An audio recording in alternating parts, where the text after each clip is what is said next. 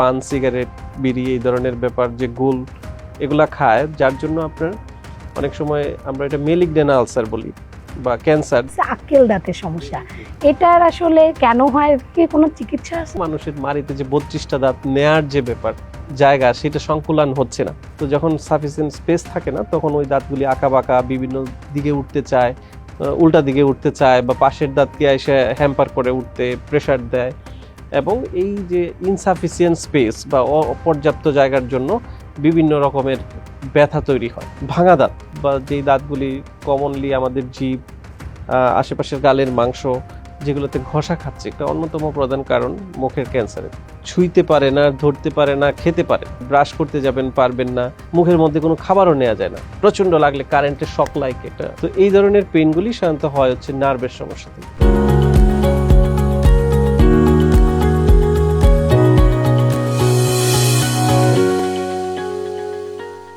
দর্শক, JMI presents TVS ভালো থাকুন, আপনাদের স্বাগত জানাচ্ছি। আমি তাওসিয়া তাজবিম। আমাদের আজকের আলোচনার বিষয় মুখ ও দাঁতের চিকিৎসা। এ বিষয়ে কথা বলতে আমাদের সঙ্গে আছেন ডাক্তার রুমন বণিক, সহকারী অধ্যাপক, ওরাল অ্যান্ড ম্যাক্সিলোফেসিয়াল সার্জারি বিভাগ, বঙ্গবন্ধু শেখ মুজিব মেডিকেল বিশ্ববিদ্যালয়। আমাদের অনুষ্ঠানে আপনাকে স্বাগতম। ধন্যবাদ আপনাকে। আমরা আজকে দাঁত ও মুখের বিভিন্ন সমস্যা নিয়ে কথা বলছি। আপনার কাছে জানতে চাচ্ছি, সাধারণ কোন সমস্যাগুলো হয় আসলে মুখের? অ্যাকচুয়ালি মুখে তো অনেক রকমের সমস্যা হয়। এর মধ্যে মুখের যদি আমরা ভাগ করে ফেলি কিছু, প্রথমত হচ্ছে হার্ড টিস্যু এবং সফট টিস্যু সমস্যা। তো সফট টিস্যুর মধ্যে হচ্ছে আমাদের মুখগহ্বরের যে মাড়ি আছেন, জিভ, তালু, মানে সফট টিস্যু যেগুলো আছে, ঘাম, সেই রিলেটেড যে প্রবলেমগুলি হয় সেখানে কিছু সমস্যা হয়। আবার হার্ড টিস্যু যদি আমরা বলি, দাঁত দাঁত যেখানে বসে থাকে, চোয়ালের হাড়, সেখানে কিছু সমস্যা হয়। তো কমনলি হচ্ছে, খুব কমন যদি আমরা বলি, তাহলে হচ্ছে ওই দাঁতের দন্তক্ষয়, ডেন্টাল ক্যারিস, সেই ব্যাপারটা কমন, সবচেয়ে কমন। তারপরেই আসে মাড়ির সমস্যা। আমরা এগুলোকে পেরিওডন্টাইটিস, জিঞ্জিভাইটিস, হ্যাঁ, এই ধরনের গাম ডিজিজ কিছু আসে। পাশাপাশি যেগুলো আসে, আমাদের চোয়ালের ঘা নিয়ে কেউ কেউ আসে, বিভিন্ন রকমের আলসার, যেটা খুব কমনলি আসে হচ্ছে অ্যাপথাস আলসার নিয়ে, যেগুলা ট্রমাটিক আলসার বলি আমরা।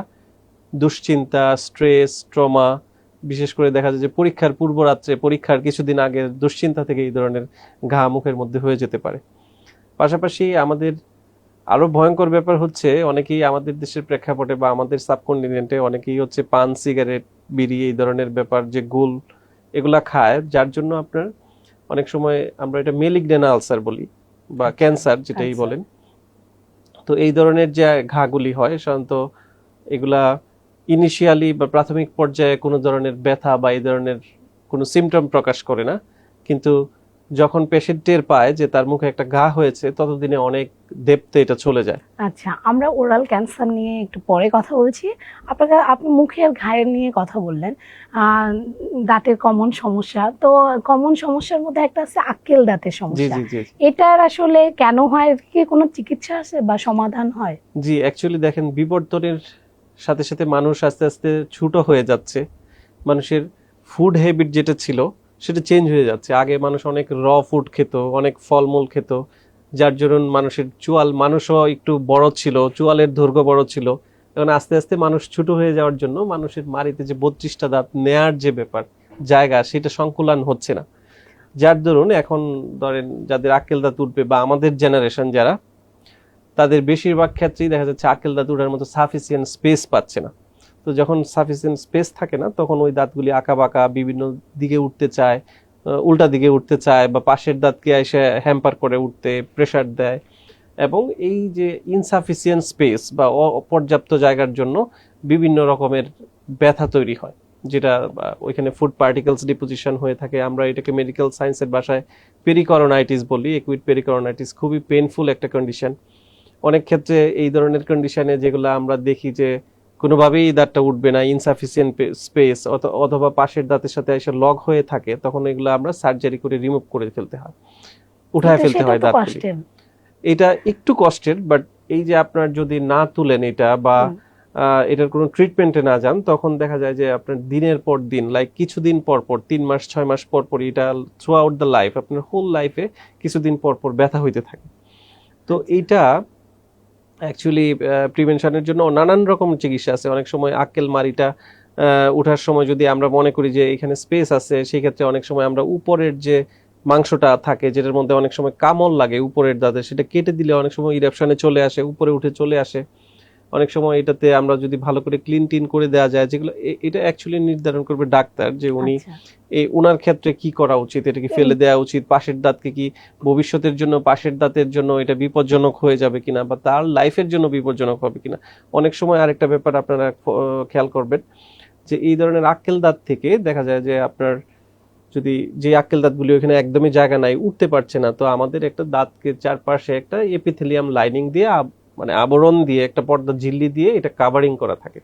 তো সেই কাভারিং থেকে এক ধরনের সিস্ট টিউমার ডেভেলপ করে, যেটা আমাদের জন্য লাইফ থ্রেটেনিং বিভিন্ন কন্ডিশন, চোয়াল ফেটে যেতে পারে, ভেঙে যেতে পারে, বড় টিউমার তৈরি হতে পারে। তো এইগুলা অ্যাকচুয়ালি প্রিভেনশনের জন্য আগে থেকেই ডাক্তারের পরামর্শ নেওয়া উচিত, এবং ডাক্তার নির্ধারণ করবে আপনার এটা কি রেখে দেওয়া উচিত, বা উঠবে কিনা, না ফেলে দেওয়া উচিত, বা এটা থেকে ভবিষ্যতে আর কি কি কমপ্লিকেশন মানে কিছুদিন হতে পর পারে। পর দাঁত ব্যথা হলে ব্যথার ওষুধ খেয়ে ব্যথাটা নিরাময় করার চেয়ে ডাক্তার দেখানোই ভালো। অবশ্যই একবার ডাক্তারের সাজেশন নেওয়া উচিত যে আমার এই দাঁত সম্পর্কীয় কি মতামত হইতে পারে। যদি একের অধিক টাইম এই আক্কেল দাঁত রিলেটেড কোনো ব্যথা হয়, তাহলে আমাদের পরামর্শ অবশ্যই ওরাল এবং ডেন্টাল সার্জনের পরামর্শ নেওয়ার জন্য। আচ্ছা, দাঁতের আরেক সমস্যা আছে যে হলো কোথাও সড়ক দুর্ঘটনা তো আপনি জানেন আমাদের দেশে অনেক বেড়ে গেছে, বা বিভিন্ন ধরনের অ্যাক্সিডেন্টে মানুষের চোয়াল ভেঙে যায়। তো চোয়াল ভেঙে যাওয়া বা দাঁতের বিভিন্ন ধরনের দুর্ঘটনায় আহত হয়, তখন আসলে চিকিৎসা কি, এই চিকিৎসাগুলো কি বাংলাদেশে আছে? হ্যাঁ, অবশ্যই। আপনি জানেন যে ডেন্টিস্ট্রির অনেক সাবজেক্টের মধ্যে একটা সাবজেক্ট হচ্ছে ওরাল এন্ড ম্যাক্সিলোফেশিয়াল সার্জারি, যে সাবজেক্টে আমি আছি।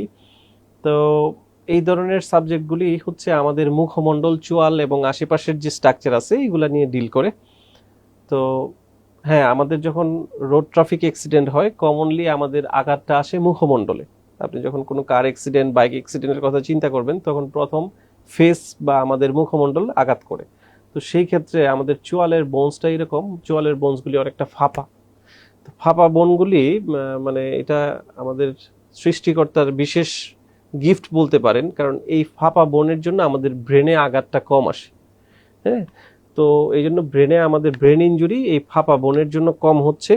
এবং এই ধরনের ব্যাপারে অনেক সময় আমরা যেটা করি, এটাতে কিছু অ্যাডভান্স ট্রিটমেন্ট, যেমন মুখমণ্ডলের এখন বিভিন্ন সিটি স্ক্যান, এমআরআই এগুলো করতে হয়। করার পরে আমাদের যেখানে যেই হাড়গুলি ভেঙে যায় সেগুলো প্রপার পজিশনে এনে আবার সার্জিক্যাল ইন্টারভেনশনের মাধ্যমে এগুলা হচ্ছে আপনার প্লেটিং, স্ক্রু প্লেটিং করে এগুলো নির্দিষ্ট জায়গায় পৌঁছানো, নির্দিষ্ট জায়গায় নিয়ে আটকায় রাখা, এবং এই 3 সপ্তাহ মিনিমাম 3 সপ্তাহ এগুলো যদি রাখা হয় তখন ওই পজিশনে ফিক্স হয়ে যায়।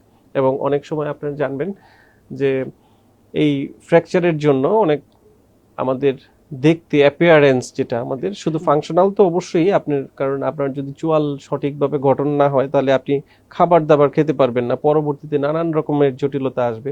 পাশাপাশি যেটা হবে সেটা হচ্ছে আপনার সৌন্দর্য। তো সেটা ধরেন আপনার লাইক ফেসিয়াল কোনো একটা বোনস ভিতরের দিকে চলে গেল বা অতিরিক্ত বাইরের দিকে চলে আসলো, তখন একটা অসামঞ্জস্যতা তৈরি হয় চোয়ালের মধ্যে। তো সেগুলির জন্য আমরা নির্দিষ্ট পজিশনে নিয়ে যেটা যেখানে ছিল, তার পরবর্তীতে এখন অনেক রকমের স্ক্রু প্লেট আছে যেগুলো দিয়ে আমরা চোয়ালের বোনসকে নির্দিষ্ট পজিশনে আটকায় রাখা হয়। এবং এটা পেশেন্ট হয়তো 1 সপ্তাহ পরেই সে তার নির্দিষ্ট কাজে যেতে পারে, খাবার দাবার সব নর্মাল ভাবে খেতে পারে, যেটা আমাদের জন্য আগে এই ব্যবস্থাগুলি ছিল না। এখন ট্রিটমেন্ট আধুনিক হওয়ার সাথে সাথে এগুলি অত্যন্ত আধুনিকভাবে এগুলো করা হয়। যেমন আমার হসপিটালে অত্যন্ত আধুনিকভাবে, অন্যান্য হসপিটালেও হচ্ছে। তো বাংলাদেশে এই মুখমণ্ডল এবং দন্তরোগের সার্জারি এখন বিশ্বের সাথে তাল মিলিয়ে অনেক দূর এগিয়ে গেছে, এবং এগুলো সমস্ত চিকিৎসাই এখন বাংলাদেশে পসিবল। মানুষজন বলে যে সার্জনদের কাছে গেলে শুধু সার্জারিই করে দেয়। তো এই যে অ্যাক্সিডেন্টে যদি কারো মুখের হাড় ভেঙে যায় বা অন্য কোনো সমস্যা হয়, সার্জারি কি শুধু চিকিৎসা না অন্য কোনো চিকিৎসা আছে? যখন সার্জারির জন্য যে ইকুইপমেন্টগুলি দরকার ছিল সেগুলো যখন মানে অপ্রতুল ছিল আর কি, তখন সার্জারি ছাড়াও কিছু কনজারভেটিভ ট্রিটমেন্ট ছিল। লাইক ধরেন যদি আমরা অ্যানসেন্ট পিরিয়ডের কথা চিন্তা করি, তখন হচ্ছে চোয়ালের হাড়গুলিকে বা দাঁতগুলিকে একটা তার দিয়ে বেঁধে রাখলেও জোড়া লেগে যেত। জি। যেটা বিভিন্ন জায়গায় যখন আমরা কনজারভেটিভ ট্রিটমেন্ট বলি, যে হাড়টার যখন ভেঙে যায় প্লাস্টার করে আপনি দেখছেন, কিন্তু ফেসের মধ্যে কিভাবে প্লাস্টার করবেন? এতদিন প্লাস্টার করে রেখে তো আপনি কথা বলতে পারবেন না, খাবার খেতে পারবেন না, বা বিভিন্ন রকমের অসুবিধা, কাজে যেতে পারবেন না। তো এই ব্যাপারগুলি যখন আসবে তখন আমরা মনে করছি যে এগুলো হচ্ছে কনজারভেটিভ ট্রিটমেন্ট ছিল। তো এখন যেটা পাশাপাশি যেটা হচ্ছে, ফেসে একদম টু দা পয়েন্ট কারেকশন দরকার, না হয় আপনার এই অ্যাস্থেটিক যে ব্যাপারটা বললাম, ফাংশনালি যে ব্যাপারগুলি আছে, এগুলো কারেকশন হবে না। তো সার্জনরা নিশ্চয়ই, আমি মনে করি যে সার্জনদের কাছে গেলেই শুধু সার্জারি করে না, পাশাপাশি যেটা সার্জারি লাগবে অনেক সময় চুয়ালে, হ্যাঁ কিছুদিন 3 সপ্তাহ আমরা বলি যে ফিক্স করে রাখা, রিডাকশন করে রাখা, 3 সপ্তাহ রিডাকশন করে রাখলে এটা এমনিতেও জোড়া লেগে যায়, কিন্তু সেটা যদি একদম ডিসপ্লেস হয়ে যায়, যেটা সার্জারি লাগবে, সেক্ষেত্রে অবশ্যই সার্জারি করতে হবে। আচ্ছা, মানে যে সমস্যা, যে চিকিৎসা, সেটাই জি। আসলে জি। করা হবে। আপনি ওরাল ক্যান্সার নিয়ে শুরুতে কথা বলছিলেন, জি। আসলে কাদের এই সমস্যাগুলো হয়? আপনারা তো বোধহয় অনেক বেশি পেশেন্ট পান। অ্যাকচুয়ালি আমাদের যেটা বলছিলাম যে আমাদের দেশের, আমাদের সাবকন্টিনেন্টে বাংলাদেশ, ইন্ডিয়া, পাকিস্তান বা এই শ্রীলঙ্কা, আমাদের যে পান, হ্যাঁ, পানের সাথে যে আমরা সুপারি, চুন এবং ওই তামাক দ্রব্য যেগুলো ছিল আর কি, সিগারেট, বিড়ি, এগুলোর জন্য প্রচন্ড পরিমাণ, যেহেতু আমরা এগুলার প্রথম রুটটাই হচ্ছে ওরাল রুট, মুখে খাওয়া হয়, তো ওই জন্য ওরাল ক্যাভিটির ক্যান্সার আমাদের দেশে প্রচন্ড মাত্রায় বেড়ে গেছে। আমরা প্রত্যেক দিন অনেক রোগী পাই আমাদের হসপিটালে, ব্যক্তিগত চেম্বারে। তো ওই রোগীগুলি বেশিরভাগ ক্ষেত্রেই যেটা বলছিলাম যে আমাদের ইনিশিয়াল স্টেজে প্রাথমিকভাবে ওরাল ক্যান্সার ঘাটা ধরাই যায় না যেটা ক্যান্সার হচ্ছে, কারণ এটা কোনো সাইন সিনড্রোম থাকে না, আপনার কোনো পেইন, কোনো জ্বালাপোড়া, রক্তক্ষরণ, এই ধরনের কোনো আলসার থাকে না বলে পেশেন্ট ফার্স্টে এটা ধরতে পারে না। তো ধরতে না পারার জন্য যখন ওনার পেইন শুরু হয় বা এটা থেকে রক্ত পড়া শুরু হয়, তখন দেখা যায় অনেক দেরি হয়ে যায়। আমাদের কাছে যখন আসে তখন এগুলা স্টেজ 3-4 চলে যায়, বিভিন্নভাবে চোয়ালের বোনসকে ধরে ফেলে, আমাদের স্কিনকে ইনভলভ করে ফেলে। তখন এই স্টেজে সাধারণত বড় ধরনের অপারেশন করা দরকার পড়ে, এবং পরবর্তীতে রেডিওথেরাপি, কেমোথেরাপি, এই ধরনের প্রসিডিউরে যেতে হয় পেশেন্টকে। এবং যখন এই স্টেজটা, আপনি জানেন ক্যান্সার মানে হচ্ছে প্রাথমিক চিকিৎসাই হচ্ছে সার্জারি, কেটে ফেলে দেয়া, যেখানে আপনার ক্যান্সার একটা হচ্ছে দূষিত বা আমাদের যে টিস্যুটা, সেটাকে ফেলে দিতে হয় শরীর থেকে, ক্যান্সারের পার্টটাকে। তো সেটা ফেলে দিতে হলে এর আশেপাশের ভালো কিছু পার্ট সহ ফেলে দিতে হয়, এবং সেটা তখন দরকার হচ্ছে রিকনস্ট্রাকশন, রিপ্লেসমেন্ট। তো শরীরের বিভিন্ন জায়গা থেকে হাড়, মাংস, চামড়া, এগুলো এনে এই চোয়ালের প্রতিস্থাপন করা হয়, যেগুলো আমাদের reconstructive oral and maxillofacial surgery. তো সেগুলো করার পরবর্তীতে পেশেন্টকে আরো যদি শরীরের অন্য কোথাও সেই মেটাস্টাসিস বলি, যে মুখ থেকে অন্য জায়গায় যেতে পারে, সেগুলা যেমন আমাদের বিভিন্ন লিম্ফ চ্যানেল দিয়ে আমাদের গলায় চলে আসে বা অন্যান্য ডিস্টেন্স মেটাস্টাসিস হয়, সেগুলোর খুব পোর প্রগনোসিস হয়। তো এই ধরনের ক্ষেত্রে তখন দরকার হয় রেডিওথেরাপি, কেমোথেরাপির। তো ইনিশিয়াল বাংলাদেশে এখন ওরাল সার্জারির খুব ভালো চিকিৎসা হচ্ছে এটা। তবে এটাই আমাদের মেসেজ যে অবশ্যই 6 মাস 3 মাস অন্তর অন্তর আপনার দাঁতের ডাক্তারের কাছে যাওয়া উচিত, ডেন্টাল সার্জনের কাছে যাওয়া উচিত।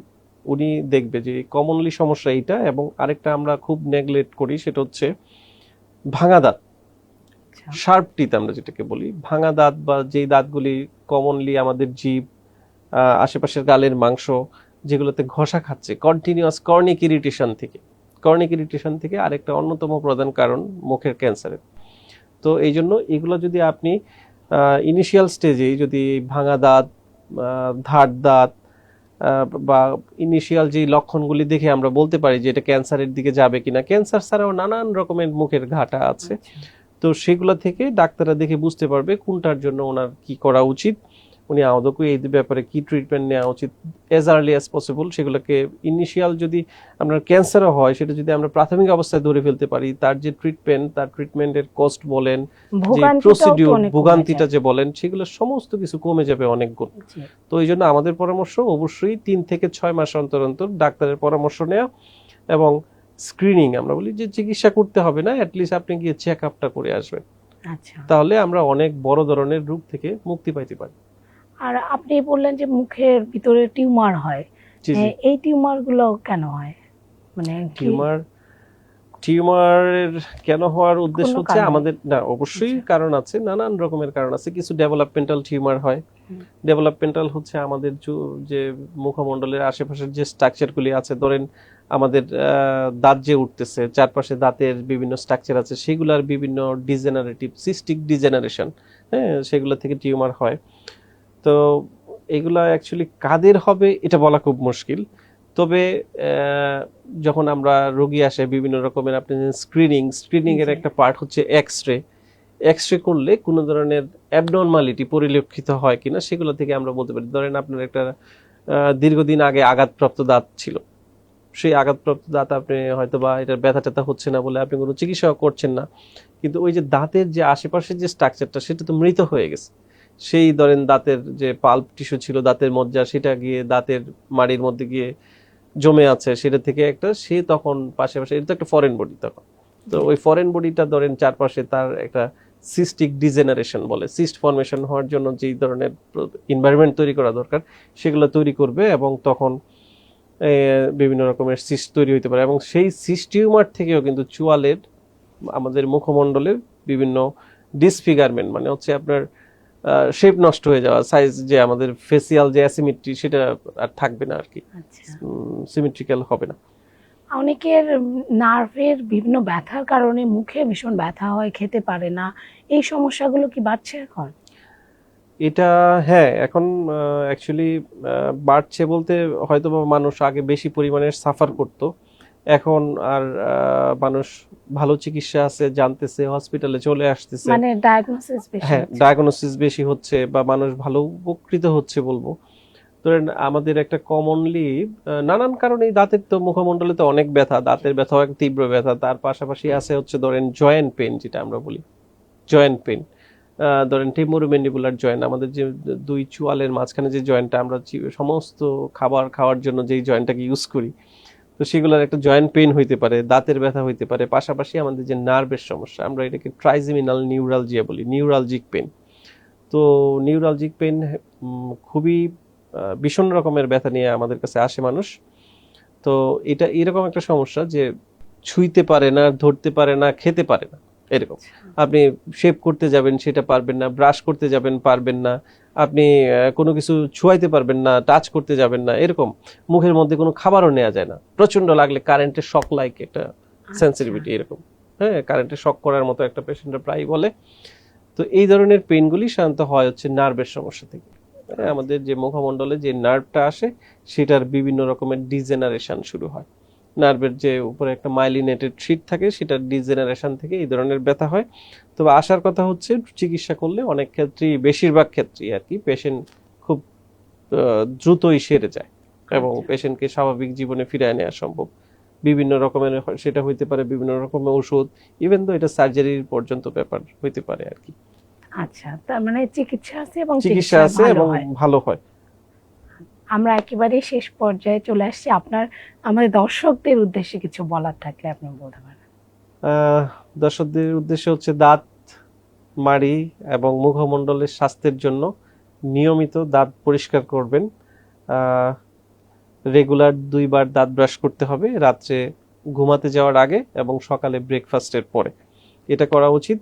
আমরা যদিও অভ্যস্ত না, তারপরে আমরা ফ্লসিং ইউজ করতে বলি, তাহলে আমাদের দাঁত সবসময় ভালো থাকবে। কারণ আপনারা জানেন ইন্টারডেন্টাল স্পেস, যেটা আপনার দুই দাঁতের মাঝখানের যে জায়গাটা, এটা অনেক সময় ব্রাশ করলেও পরিষ্কার হয় না। তো সেই জায়গাগুলিতে ডেন্টাল ফ্লস ইউজ করলে খুব সহজে পরিষ্কার করা যায়। এবং দন্ত ক্ষয়, যেটা ডেন্টাল কেরিস, অনেক সময় ওই দুই দাঁতের মাঝখান থেকে শুরু হয়। তো এই জন্য ডেন্টাল ফ্লস ইউজ করতে হবে, আমাদের রেগুলার দাঁত ব্রাশ করতে হবে, এবং প্রতি 6 মাস অন্তর অন্তর ডেন্টাল সার্জনের কাছে গিয়ে মুখমণ্ডলের স্বাস্থ্য পরীক্ষা করতে হবে, কোনো কিছু হচ্ছে কিনা। আপনার কোনো যদি ধার দাঁত থাকে, আপনার কোনো ঘা থাকে, আপনার কোনো এই ধরনের কোনো সমস্যা থাকলে উনি আপনাকে সেই ধরনের পরামর্শ দিয়ে চিকিৎসা করে আপনাকে বড় সমস্যার হাত থেকে বাঁচাতে পারে। আমাদেরকে সময় দেওয়ার জন্য ধন্যবাদ। ধন্যবাদ আপনাকেও, সবাইকে ধন্যবাদ।